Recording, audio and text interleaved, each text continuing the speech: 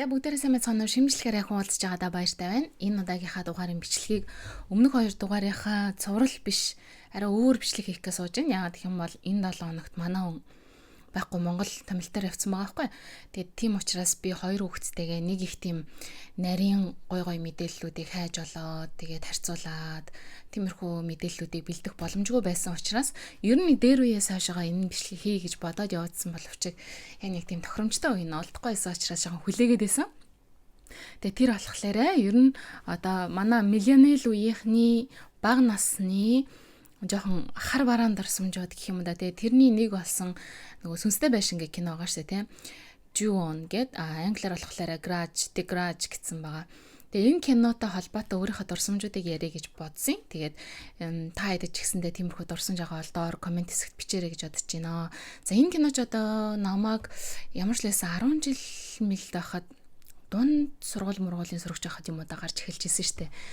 Oh my god, бүр үнэхээр амар байдаг гэсэн. Тэгээ тэр киног үзснээсээ хойшоогоо бол маш олон хүмүүс ер нь одоо тэр нэг траума гэж хэлээд байгаа шүү дээ. Тийм трауматай болсон болоо гэж би бодоод идэг байхгүй юу. Тэгээд яагаад энэний талаар ингээ ярих гэж бодсон гэхлээр бас нэг шалтгаан нь сайн нэг Ju-on гэдэг тэрнийх нь шинэ нөгөө нэг series гарсан шүү дээ Netflix дээр. Тэрийг жоохон ингээл тойрол би Google-ээсэн үзэж чадахгүй. Яг тэг нэг үзчихий гэхээр нэг арай нэг жоохон зориг хүрхгүй юм шиг санагдал. Уг нь бол одоо ингээд нөгөө тэр жоохон үеийнхаа гэрлээг бодох юм бол хамаагүй зоригтой. Тэгээд ер нь нэг тиймэрхүү янз янзын юмнаас айгаад ахаар биш. Тэ миний тарих бол одоо юу үнэн юу худлаа тэ юу нь одоо хүнийг айлгах гэж энэ төр гэд нэг тиймэрхүү нүдийг ялгахтайгаа болцсон мөртлөө яг нэг тэр нэг бага насны яхан нөгөө тэр нэг дотор байгаа айдас нь тэр нь илүүтэй ингээд намайг хойшин татаад байгаа байхгүй. Тэгээд тэрийг за яах вэ гэж яагаад нэг өдөр төгсөөг гуйхад хоёлаа орой энийг үзээд хөөгээд тэгээд эхний нэг 2 3 ангийн найнуудаа хамтдаа үзсэн чинь тэгээд за гэд зааж агаар манай хүү ирж байгаа шүү. За тэгээд тэгж байгаа тэгээ хамт бит хоёр үзээд тэг эхний хэдийн ангийн үзэнгүүт тэгэл за гэд тэгээд одоо өөрийнхөө буцаад нөгөө том гэрлэр ингээ шилжиж байгаа гэсэн үг байхгүй. Тэгээ тэрнээс хойш айхаа болонготой илүүтэй. За энийг одоо нөгөө өмнөхийг нь бодох юм бол ямархуу байдлаар хийсэн байх гэдэг илүү жоохон тийм сонирхсон өнгө аяс руу шилжээд хүрээд ирсэн. Тэгээ ер нь бол нэг тийм амар бол байгаагүй сая одоо шинэ гарсан series нь гэсэн үг. Тэгээ өмнөхийнх нь л яг нэг хит хитэн одоо толгоон дотор үлдсэн байгаа сценүүд нь ер нь одоо ч гэсэндээ жоохон айлгаж байдаг. Тийм байгаа. Тэгээд яг ямар сценүүд нь та хэдэд амар санагддаг гэсэн бэ? Одоо жишээлх юм бол шүршүрт орж исэн чинь шүршүрт ороод ингээ үсээ угааж исэн чинь үсэн дотор ингээ гар ижээд шүү дээ. Минийгөө зам сонсогч байна уу? Тэр бас амар ер нь бол тэр ингээл одоо ихэнх үед ганцаараа ч юм уу те шүршүрт орж явах үед жоохон хийц хөрсөн байж байгаа үед үсээ угааж явах үед санаанд ордог. Дээрээс нь хүнжил дотроос нь бас гарч ирдэг. Хүүгийн нөгөө хүнжил дотроос гарч ирдэг сцен байдаг шүү дээ. За тэр бас жоохон эвгүй. Дээрээс нь ер нь бол нөгөө хоёрын маань царай бол маш эвгүйч. Тэр хоёрын царай бол ер нь жоохон мартагдахааргүй хоёр царай. Тэгээд тэр хоёрын царайг жоохон бодож явж хагаад саяхан бас нөгөө TikTok дээр YouTube дээр ч гэсэндээ 1990 оны үед одоо ээж нь ямар хүн байсан бэ, аав нь ямар хүн байсан бэ гэдэг нэг челленж яваад байгаа штэ. Тэрний дагуу ингээ үдцсэн явж исэн чинь нэг гимхтэй гарч ирээд би ямар хүн байсан бэ гэд үзүүлсэн чинь тэр одоо сүнстэй шин гэд киноны гол дүрийн эмхтэй байдаг баггүй юу. Тэгвэл тэр бол жоохон худлаа байсан. Би яагаад гэх юм бол тэрийг нь эмхтэй жүжигч нь ямар хүн байна гэд хайгаад үзсэн чинь одоо ийм хүн байсан баггүй юу. Тэр эмхтэй болохоор шал өөр хүн байсан шүү дээ. Тэр эсвэл хоёр өөр байж магадгүй. Энэ эмхтэй болохоор Takako Fuji гэд эмхтэй байгаа юм. Тошия гэ хүүд тоглосон хүүхчин болохоор Yuya Ozeki гэд хүү байгаа юм. Тэгээ энэ хоёр бол одоо эмэгтэй нь болохоор жүжигчний карьераа өргөжлүүлээд янзын кинонод тоглоо явж байгаа. Хүү нь болохоор нэг хэсэг тэгэж кинонд тоглож байгаа. Тэгээд одоо бол яг тэр жүжигчний карьерийг орхицсан байгаа гэсэн мэдээг олж уншсан. Тэгээ энэ хоёрын яг ингээд энгийн байгаа дүр төрхийг нь харахаар бас нэг тэр нэг бага насны айдас тэр юмнууд жоохон ингээд иларшиж ирж байгаа юм шиг жоохон санагдсан шүү дээ. Та хэдэд бас энэ царайг нь харахаар жоохон ийм хүмүүс байсан юм уу гэж бодогдож байна уу? Тухайн үедээ эсвэл хайгаад тэр дүр төрхийг нь харж ийсэн үү гэдэг бас сонирхолтой. Тэгээд дээрэс нь нөгөө нэг тэр киноны чинь нөгөө эн тэндээс нь дээр мэрээс нь унжаа байж идэг, дээр мэрээс нь ингээ харж идэг тиймэрхүү төсөөллүүд нь бас жоохон амар байсан тийм.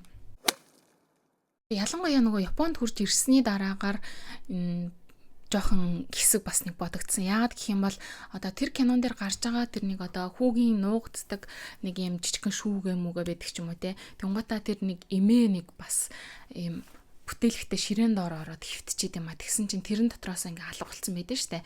Тэгээ тэр бүтээлэгтээ ширээ, тэр шүүгээ энэ төр бол Монгол дахад бол ер нь нэг тийм ахуй нь өөр учраас жоохон нэг тийм төсөөлөхөд жоохон ингээ харахад амар ч гэсэндээ ингээд нэг төсөөлөхөд арай надаас жоохон хол юм шиг санагддаг байсан бол яг Японд хурж ирсэн чинь одоо яг тэр ширээн ингээд манай гэрт байж байгаа байхгүй.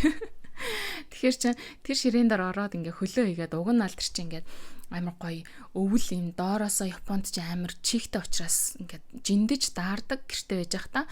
Тэгээ ингээд тэр одоо халдаг ширээн доороо ингээд хөлөө хийгээд суухад айгуу гоё дулаах мэддэг байхгүй. А тэгтэл яг ингээд хурж ирээ тэр ширээн доороо хөлөө хийгээд ингээд суух гэсэн чинь нөгөө нэг сцен чинь ингээд бодогдоод эхэлж байгаа байхгүй.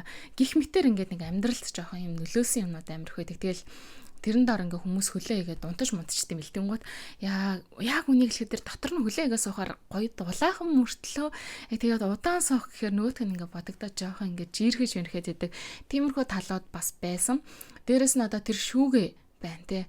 Бараг л ингээд Япон айл болгонд байдаг тэр шүүгээ байгаа байхгүй юу. Тэгээ тэр шүүгээг одоо юу гэдэг анх хурж ирэнгүүтээ ингээ онгойлгохтой олонд нэг жоохон цаана нэг хүүхэд сууж явах юм шиг те. Нэг тиймэрхүү юм айгүйх байсан. Яг тэр нэг ахууд нь хүрээд ирэхээр илүүтэй жоохон бодогдоод идэг. Тэр жоохон бас эвгүй байсан. Тэгээ сүүлдээ ч бол явахтай одоо тэр шүүгээ ч одоо өдрийн хэдэн зуун одоо онгойлгох жахад тэр болгонд одоо цаана хүүхд сууж явах гэж айхан цаашин тэгээ сүүлдээ тасдаг юм байлээ л дээ. Тэгээ энэ болохоор одоо энэ киноны найруулагчийн өөрийнх нь бодож олсон нэг санаа гэж байгаа байхгүй. Яг энгийн гэр ямар ч одоо тийм нэг сонин содон эсвэл гоёмсог ч юм уу барууны хэв маяг энэ төр хэрэггүй. Яг л нэг Япон айлын энгийн гэр дотор тэр зураг авалтыг хийсэн. Тийм ч учраас яг ингээд өдөр тутамд хизээч хамаагүй ханаас нь хамаагүй гараад ирч болох юм шиг тэр мэдрэмжийг японочдод төдийгүй ингээд дэлхийд дахинд тэрийг ингээд мэдрүүлсэн. Тэгээд одоо зөвхөн өөрийн минь байшин биш ч гэсэн хажуудлын байшин ч гэсэндээ тийм болж явах гэсэн тийм айдсыг оруулж ирснээрээ бас сонирхолтой байсан.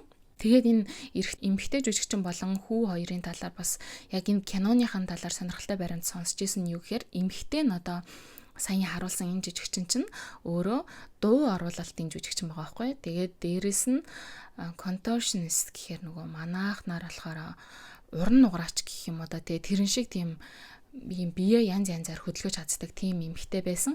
Тэгээд энэ киноных нь одоо тэр нэг амар шат матнаас бууж ирдэг нэг хөдөлгөөнүүд үүдэн штэ. За тэр мөр бас л амар штэ. А тэр хөдөлгөөнүүд нь болохоор ямар нэгэн CGI энэ төр ч юм уу те тийм юм байгаагүй яг өөрөө ингээ хөдөлж авсан. А тэгээд дээрэс нь тэр нэг ингээд дуу агаарч тэр дуу мөг бүр үнэхээр одоо ахиж сонсмоор гонцээ би өөрөө ч гаргаж үзүүлмээр байна. Тэгээд тэр дуу мөг тэр жүжигчин өөрөө бас гаргаж ирсэн гэсэн ямар ч бас одоо эффект саунд эффект энэ төр байгаагүй. Тэгээд тийм учраас одоо тэр нь илүү бодтой илүү амар харагдчихсэн гэдэг тийм билээ. Тэгээд тэр хүүгийн дүр ч гэсэндээ байгаа штэ. Хүүгийн тэр нөгөө цагаан нүртэй ингээ хар нүдтэй тэр дүр төрхийг ч гэсэндээ адилхан яг ингээд за жоохон буудсан, тэгээ цагаанаар буудсан. А тэгээ нүдэнд нь линз зүүсэн. А тэрнээс өөрөөр бол тэрэнд ямар ч CGI энэ төр бол хийгээгүй гэж байгаа байхгүй. Тийм ч учраас ингээд яг нэг тийм угаасаа яагаад ч юм амар л байдаг те амар байдаг. Тэр нь яг ингээд хитрхи бодит байсан учраас амар байсан биш магадгүй гэж бодож байгаа юм. Тэгээ энийг нь одоо энэ шин гарсан Ju-onтай ингээ харьцуулах юм бол тэрэн дээр ингээд яг үнийг хэлэхэд одоо тэр CGI-уд нь хитрхи тийм CGI байсан учраас ингээд ерөөсөө амар байгаагүй гэх юм уу. Тэ жоохон ингээ харахаар жоохон санаа зовмор заяа. За энэ минь одоо арай энийг одоо яах гэж энэ одоо баг байгаагүйсэн бол дээрээс ингэж бодогцоо. Одоо тэр нэг хүүхэд нялх хүүхэд мөхөд одоо тэр шорон дотор нөгөө дөнгөж гидсэнс гарч ирсэн нялх хүүхэд мөхт ингээ наашаа ингээ мөлхөө явж байгаа тийм CJ яасан байхгүй. Тэр мөр бол одоо ерөөсөө хүн айхаар байгаагүй. Тэгэхээр ингээд бидний сэтгэлс дээр нэг амар гэж одоо дотор орчдөг юмнууд нь хитрхи тийм бодит болон амьдралтай ойр юмнуудаас бид нэр айдаг байхгүй. Тэрнээс ш одоо нэг тийм харах царайны CGI тий харах царайны худлаа юмнууд тиймэрхүү юмнуудаас л ингээд айдаггүй юм байлээ. Гэхдээ тэр бол одоо жишээ нь яг ингээд өөрийнхөө нүдээр үдсэн хүнд бол мэдээж тэр бол амар нүдээр үдсэн ч яг магадгүй те сэтгэл дотор нь ингээд ургаж гарч ирээ тэр хүнд ингээд харагдаж байгаа юм бол амар байна. А тэгвэл тэр одоо харсан юмыг нь одоо тэр зохиолч ч юм уу найруулагч сонсоод Тэнгуүтэ тэрийг нөгөө яг тэр чигээр нь үзүүлэхийн тулд ингээ шинээр бүтээгээд ингээд харуулах тэр явц нь ингээд жоохон биднэрт одоо тэр амар байгаа зүйл нь явсаар хагаад нэг тийм амар биш болоод хүрээд ирж байгаа гэх юм уу да тий бодит бишээр ингээд үзүүлчихээр яаж одоо тэр хүний сэтгэл рүү тэгэж оруулсан тийм юм байдлаар үзүүлэх юм тиймэрхүү сценүүдийг мэдхгүй ямар ч лсэн гэсэн тэр бол нэг амар байгаагүй яг энэ шиг ингээд юун дээр одоо хитрхи тийм CGI хэрэгэлсэн юмнууд нь бол ерөөсөө амар байгаагүй гэж хэлж болно. Гэхдээ Ju-on одоо саяхан гарсан шинэ series дээр нь жоохон амар байсан байжсан одоо баярламаар байсан гэх юм цаашийн тий. Тэр кино хийцлийнх нь хувьд баярламаар байсан юм гэх юм бол одоо тэр эмхтэй одоо Onryo гэж байгаа тий. Өшөө авалтын эмхтэй одоо сүнс гэх юм уу да тий. Өшөө хорслоор энэ ертөнцид үлдсэн одоо сүнсийн чинь энд чи Японд чи Onryo гэж нэрлэдэг байгаа штэ. Onryoгийн одоо маш олон дүрүүд байдаг. Хүүхэдтэй одоо хорогдож үлдсэн байдаг ч юм уу эсвэл эрэгтэй хүнд өшөөрхөж үлдсэн байдаг ч юм уу тий.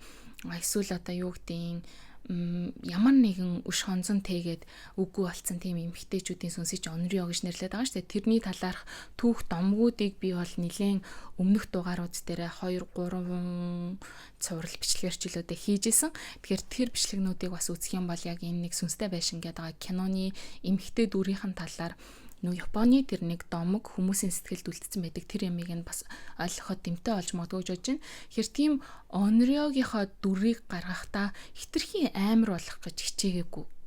Тэн жоохон бас баярлсан гэх юм уу да. Хитрхийн амар болох гээд хичээсэн байхаараа бас заримдаа жоохон өнөмшөлгүй арай нэг жоохон тийм тэг харахаар жоохон өмнөөс нь хичээд идэг нэг тийм юм бол байгаагүй. Зүгээр ингээд маш энгийн те ер нь ингээд нэг тийм байж болох үс тиймэрхүү байдлаар харуулсан нь бас надад сонирхолтой санагдсан. Тэгээ сая нөгөө нэг тэр хөдөлгөөн нь бол өөрөө хийсэн гэдэг жаа шиг дуун ч гэсэндээ бас өөрөө гаргасан гэдэг хэлсэн шүү дээ. Тэгээ тэрэн дээр тэр жүжигчин маань өөрөө нэг ярилцлаган дээр тэгж хэлсэн байсан. Би ингээд тэр дуу оруулалтыг өөрөө хийгээд тэгсэр гад ингээд хоолоо бүр ингээд өвдөө тэгээ сүултээ ингээд нэг хэсэг ингээд хоолоо гарахгүй тийм хэмжээний ингээд хоолоондоо тийм жоохон одоо тухайн үедээ нэг өвчин гэх юм уу одоо гэмтэл гэх юм уу тийм гэмтлийг хүртэл ингээд авч исэн гэж ярьсан байсан. Харин нөгөө нэг хүү болохлээрээ бас өөрийнхөө одоо киноныхаа талаар ярилцлага өгч байхдаа яг тэр кинонд ингээд тоглох үедээ бол баг хөвгчлээ тий. Ерөөсөө айгаагүй. Тэгвэл дараа нь киногоо үзчихэд бол айсан гэж тэр хүү ярьсанаас ялцч угаасаа жоохон амар байсан шүү дээ. Тэгээ энэ хүүгийн талаар ярихад бол ер нь нэг Японд одоо энэ хүүхдийн одоо тийм сүнсний талаарх ойлголт гэж бас байгаа. Нилээн тийм хатуу гэж үздэг. Ер нь тэр чинь Монголд ч гэсэндээ тэгж үздэг шүү дээ, тий.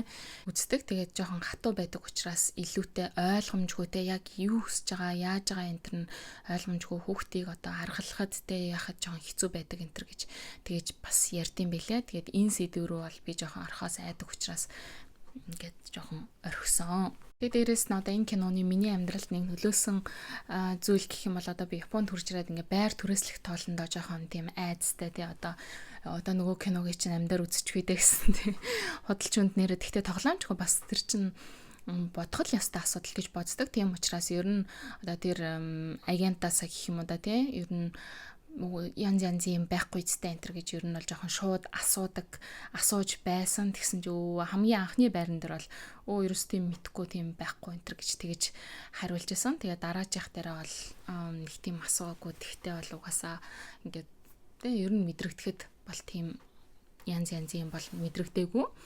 Би ч нэг амар мэдрээд итгэж юм шиг л дээ. Тэгээд ер нь бол энд чинь би бас нэг төгсөөтэй хамтдаа нэг Halloween-ээр бичлэг хийжсэн шүү дээ, тий. Chikobuki ингээд нэг бичлэг хийжсэн. Тэр нь болохоор одоо янз юм болсон байрнуудыг энд Японд бол яг үнээр нь хэлээд түрээсэлдэг. Тэрийг нь маш хямдхан түрээсэлдэг. Тэгээ тиймэрхүү юмд итгэдэггүй хүмүүс болон аль эсвэл одоо тиймэрхүү адал явдлыг хайдаг хүмүүс тиймэрхүү байрнуудыг хямд үнээр түрээслээд эсвэл үнэхээр жоохон мөнгө зөнгөгүй байгаа ч юм уу. Тиймэрхүү хүмүүс бол тийм байрнуудыг түрээсэлж орд юм бэлээ. Тэгээд хоёр үзсэн бичлэгэн дээр болохоор тэр байранд нь одоо өмнө нь хүн өөд болж исэн. Тэгээд тэрийг нь хүмүүст хэрхэн түрээсэлдэг, тэр хүн өөрөө юу гэж боддог тухай ярьсан. Тэгээ хамгийн гол одоо тэр бичлэгнийх нь point нь юу гэх юм бол одоо бол Тэгээ хүний одоо үхлийгдээ тийм муухайгаар ингэж битгий бодоо.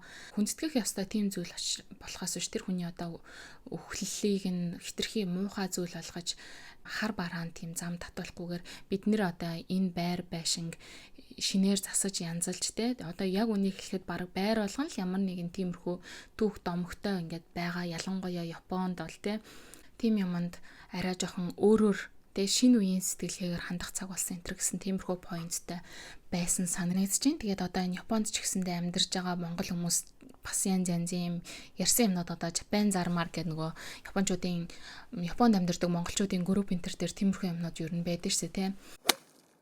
Тэгээ энэ киноны бас нэг одоо сонирхолтой юмнууд нь гэх юм бол одоо тийм цаг хугацааны хувьд ингээд наан цаанаа оруулсан байгаа байдал нэг аль нь наан болоод байгаа, аль нь цаана болоод байгаа энэ төр гэдгийг мэддэхгүй байдаг. Тэр нэг шинж чанар нь бас маш сонирхолтой байдаг. Өмнө нь одоо ингээд нэг тийм бас хан ингээд тог гэл дандаа ингээд яг нэг цагт ингээд дуурдаг. Тэгэнгүүтээ тэр нь юу дуурайд байгааг нь мэдэхгүй байжсэн чинь нэг өдөр ингээд харуулдаг шүү дээ.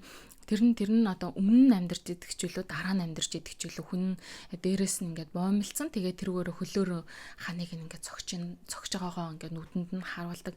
Тэрнээс л тухайн үед болж байгаа ч юм уу. Яг тэрэн шиг одоо саяны энэ series дээр ч гэсэндээ яг тэр өнцгөө тэр одоо юугаа гэдэг юм онцлогоо ерөөсөө орхиогүйгээр яг оруулж өгсөн байлээ яг. За тэгэл нэг иймэрхүү байна да.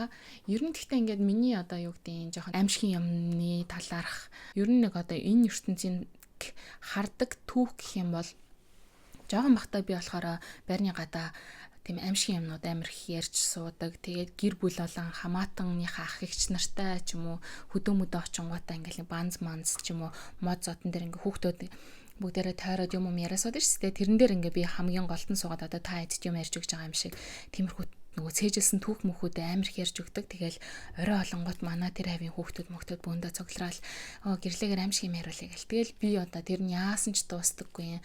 Зуны өдрүүд яасан ч их олон юм тэгэл тэрийг яриад л байдаг. Тэгэл одоо тэрийг яриадаг, одоо энийг яриадаг гэл. Тэгэл нэг шинэ хүүхдүүд нэмэгдэж хурж мөрөөл.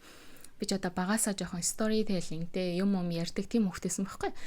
Тэгээд нилээн их юм тэгж ярьдаг болоод нөгөө бүгд чөтгөртөө таарсан хүмүүсийн бодож явдлууд энэ төр гэдэг ч юм уу тийм ном момыг бүгднийг нь ер нь яаж яж байгаад олж байгаад уншаад тэгээд дараа нь тэрийг хүмүүст ярьдаг тийм байсан. Тэгээд тэр бол ер нь нэг бас л баг сургууль, дунд сургуулийн юм уу байсан юм да. Тэгж явж байгаа нэг дунд сургуулийн үеэс ахуулаад гинт нэг жоохон ухаан орж ирсэн юм шиг байгаа. Ерөөсөө тэр нь нөгөө нэг эхлээ сонирхолтой, ер нь нэг тийм амар гэхээсээ илүү сонирхолтой санагддаг байж байгаа. Дараа нь тэрнээсээ ингээд айж эхэлсэн. Тэг ингээд тэрийг зүүдэлдэг болоод шүн мөн жоохон унтаж чадахгүй болоод нөгөө ярддаг байсан юмнуудаас өөрөө айдаг болж эхлээд гэртээ ганцаараа байж чадахгүй. Тэгэл энэ тэнд нэг сандал мандалны чилсэн юм чимээ байдаг шүү дээ. Тиймэрхүү юм ингээд дуурангууд ингээд шууд айдаг болоод тэгээ ер нь тэрнээс хойшоо нэлээд тийм айцтай хүүхэд болсон гэх юм уу. Янз янзын юм хүмүүс ярахаар шууд айдаг, төсөөлөгддөг. Энэ тэндээс юм гараад ирэхийгээд ер нь тийм айдаг хүүхэд болсон. Дээрэс нь одоо тиймэрхүү юм хардаг, үздэг гэдэг тийм хүмүүст шууд итгэж мэтгдэг ч юм уу. Ямар ч тийм шүүлтүүргүүгээр шууд л итгээл айгаал тэгээ явдаг тийм болсон. Тэгээ ингэж явж байгаад би чинь их сургуулаа дөнгөж төгсөө дараа нь нөгөө урлаг судлалаар сурч исэн гэж тэгчихсэн шүү дээ. Урлаг судлалаар сурч явах явцдаа философийн лекцүүд үзээд ирсэн чинь нөгөө нэг жоохон ухаан буцаад орж ирж эхэлсэн юм уу да. За хүний ер нь тархич ер нь яаж ажилдیں۔ Миний тархи ер нь өнгөрсөн хугацаанд яаж ажиллаж исэн. Би ямар мэдээллүүд цуглуулад миний тархи одоо тэр мэдээллүүдээр хэрхэн намайг одоо мангартуулж исэн гэдэг ч юм уу те. Тиймэрхүү юмнуудыг мэдэж ирээд ойлгож ирсний дээрээс ахуулаад жоохон тийм юмд итгэхэ болж эхэлсэн. Илүү жоохон юмд юм боддоор үнэлэлт дүгнэлт хийх одоо жоохон чадвартай болж эхэлсэн гэх юм уу да. За ер нь тийм юм байхгүй гэдэгт бүр бат итгэлтэй болсон. Тийм хорвоо ертөнцийн одоо тиймэрхүү тайлагдшгүй юмнууд бол тиймэрхүү юмнууд бол байна. Гэхдээ тэрийг хүмүүс янз янзаар тайлбарладаг болохоос биш яг үнэндээ бол цаана тийм юм биш юм аа гэдгийг ер нь жоохон ингэж ойлгож эхэлсэн юм да. Тийм ч учраас ер нь юмнаас айхаа байсан гэж хэлж болно. Яг нэг тиймэрхүү юмд итгэхэ болцсон байж ах үед жишээ нь би ихчтэйгээ нэг байр хөсөлж амьдардаг саахгүй. Тэгээ тэр байранд бол нэг цөөхөн хоног амьдарсан юм а. Цөөхөн сарч үлүүдээ. Тэгээ ингээ шүн унтчихсэн чинь яг нэг тийм толгой дээгүүр нэг хүүхэд гүгээд явах шиг босон бохгүй тэр үед чи ихч тохоор хоёулаа л хүүхэдгүй хоёулаа залуухан тийм байсан. Залуухан байсан гэдэг байгаа штэ. Тийм тэг яг хүүхэдгүйгээд явах шиг болсон. Гэхдээ манай нөгөө хажуудлын өрөөнд бол нэг хүүхэд амьдардаг байсан. Тэр хүүхэд бол тэр шөнө нь бол тэгж бидний өрөөрөө орж ирж гүүхээргүй тийм байсан байхгүй.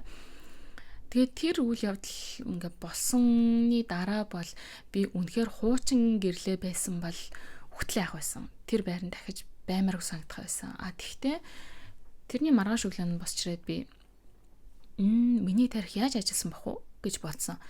Яагаад тийм юмыг шүн ингээд надад үзүүлв? Яагаад надад шүн тийм юм одоо бодогдов ч юм уу те мэдрэгдэв? Яагаад ер нь надад тийм юм тохиолдов гэд ингээд өөр дотроосоо ингээд хайгаад тэр илүү маш сонирхолтой байсан. Тэгээ ер нь альва ямиг одоо яг нэг тэрэн шиг тийм өнцгөр хардаг болсон гэсэн. Одоо гаднаас хайх биш шууд дотроосоо хайдаг болсон гэсэн үг л те. Одоо ямар нэг юм дугарлаа гэж бодлоо. Тэгэх юм бол энэ юу байж болох уу гэж шууд өөрөөсөө ингээд асуугаад ингээд тэгээ тэрийг ингэ бодоод учир шалтгааныг нь одоо дотроосоо хайдаг болсон. Тэрнээс биш энэ гадаа ямар нэг юм байна гэдэг ч юм уу тийм учир битүүлэг зүйлсийг тэгж одоо хүлээж авах болсон гэх юм уу та.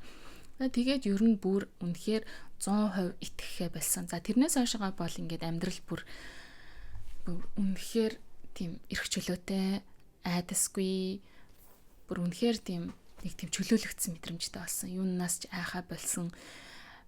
Тийм ер нь нэг тэр мэдрэмж бол үнэхээр гоё байсан. Нэг ахин нэг шинээр ингээд амьдрал эхэлж байгаа юм шиг тиймэрхүү гоё байж үзчихсэн тийм үе байна. За тэгээд явж исэн чинь нөхөртөгөө болцож эхлээд тэгээд нөхөртөгөө хамт амьдраад эхэлсэн. Тэгээд мань хүнээс нөгөө янз янзын юмнуудыг сонссон. Тэгээ мань хүн ч болохоор надтай адилхан одоо тиймэрхүү юм юмд бол тэг үгтэй ач холбогдол өгдөг бол биш, илүү тийм шинжлэх ухаанч талаас юмнуудыг одоо харах гэж хичээдэг. Надаас илүүтэй тийм одоо боддоор юмыг харж дүгндэг тийм хүн байхгүй юу. Тэгээ тэрэнд нь ч гэсэн би илүү татагдаж одоо хамт амьдрах, хамтдаа одоо болцох ч юм уу тэр шийдвэрүүдийг гаргаж байсан. Тэгтэл нөгөө хүн чинь ярьсан юмнууд нь жоохон өөр байсан. Тэгтээ ярьсан юмнууд нь тийм байсан ч гэсэндээ хүлээж авж байгаа нь бол миний нөгөө татагдсан тэр зүйлээс яагаад гэх юм бол одоо тийм юм надад тохиолдож байсан. Гэхдээ би бол тэрийг тоогоогүй. Тэгээ тэрийг бол би одоо яагаад гэдгийг нь мэдээгүй жоохон эвгүй байсан. Гэхдээ бол тэгээ тийм одоо хитрхи одоо хүмүүс шиг одоо хүн дээр хүлээж аваад одоо бүр ингээд амар тэр ертөнцид ингээ умбаад эсвэл тэр ертөнцөөс хитрхи айгаад ч юм уу тийм биш байсанд нь илүү татчихжсэн болов. Тэгээд нөгөө итгэдэг хүн маань тиймэрхүү юм яриад эхлэхлээр би нөгөө 100% ингээд бүр тэрэнд итгэхээ байсныгаа ингээд жоохон чөлөөлөөд за магадгүй тийм юм байдаг аль эсвэл тэрийг хүмүүс одоо өөр дотроосоо ургуулад бий болгодог, үздэг, хардаг тийм байх бас боломжтой гэдэг арай жоохон чөлөө бас өгч эхэлсэн. Тэгээд буцаад айдас жоохон ирсэн. Гэхдээ өмнөх одоо юу гэдэг бүр жоохон бахтай ингээд айгаад амьдралын одоо чанарт нөлөөлөхөц хэмжээний тийм бол айдастай биш. Гэхдээ ер нь нэг жоохон юм эвгүрх баягийн байдалтай байдаг болсон. Миний одоо нэг тэр ертөнцийн түүх гэх юм бол тэр ертөнцийн сэтгэл зүйн түүх гэх юм бол иймэрхүү байна. Та хэдийнх ер нь ямар байдаг вэ? Тэгээ одоо ер нь нэг тиймэрхүү юм тохиолдох юм бол хамгийн эхлээд маш бодитойгоор тэр асуудалд хандна гэсэн бодолтой байдаг ч гэсэндээ мэдхгүй одоо яг тохиолдоод тулаад ирэх юм бол хүн бол яаж хүлээж авахыг бол мэдхгүй шүү дээ тийм байна. За тэгээд энэ удаагийнхаа дугаарыг ер нь энэ төрөд өндөрлөе дөө. Тэгээд энэ удаагийн дугаараа ер нь жоох юмрхөө хөнгөн явчих гэж бодсон. Яг тэгээд мэдчлийн өмнө хэлсэн байгаа шүү дээ тийм байна. Тэгээд өөр сонин сайхан одоо гэх юм бол энд хичээлийн шинэ жил эхлээд манай охин цэцэрлэгээ солиод гэрийнхаа хажуухан талд төрж ирсэн одоо дугуйж ээж явах шаардлагагүй байсан. Тэгээ манай хүү 3 дугаар ангид орсон. Тэгээд цэцэрлэгт чинь энд чинь шинэ цэцэрлэгт оронгот нь хүүхдийг нь тасгах ингээд 14 орчим хоногийн хугацаанд юм хагас цагаар явж байгаад ингээд явуулсараад бүтэн цаг руу орох хүртэл нь 14 оны хугацаанд хугацааг ингээд багас жоохон уртсгасаар байгаад ингээд явуулдаг байхгүй. Тэр хугацаанд л ээж ажил хийх ер нь бол боломж маш бага. Тэгээ очиж нэг 2-3 цаг ажиллаад ирэхээр хоёрын хооронд болчиход идэг учраас ажиллахгүй байхаас өөр аргагүй байдаг. Тэгээ энэ 14 хоногийн хугацаанд ер нь жоохон ээж эзэгтэй үүргээ гүйцэтгээд иймэрхүү байдалтай байгаа. Тэгээ сакура цэцэглээд одоо ер нь хагдраад дууссан. Гадаа бүх юм ингээд ногоороод үнэхээр гоё цаг хугацаа ирж байгаа. Одоо удахгүй энд чинь 100 болох юм бол гадаачтай амьсгалахын аргагүй тийм амар халуун болдог учраас тэрнээс өмнөх одоо энэ хаврын сайхан цаг агаарыг ашиглаад янз янзын гоё аялал маялал энэ төр хийхээр бол тиймэрхүү юмнууд хийгээд гадуур хүүхдүүдээ сайн гаргаж гүйлгээд тийм байгаль дайлуулах цагийг удаан хугацаагаар өнгөрүүлэе гэсэн бодолтой байгаа. Тэгээд нэг тиймэрхүү сайн. За тэгээд хэдүүлээ эх 7 хоногийнхаа бичлэгээр уулзъя. Төгсөө одоо баг эх 7 хоногийн бас дундуур ирэх учраас эх 7 хоног ч гэсэндээ бас нэг тийм амар уус уртай олон юм харьцуулсан тийм бичлэг хийж чадахгүй хөнгөн бас явах болов уу гэж бодож байна. Тэгээд хэдүүлээ эх 7 хоногийнхаа бичлэгээр иргэн уулзлаа. Түр баярлалаа.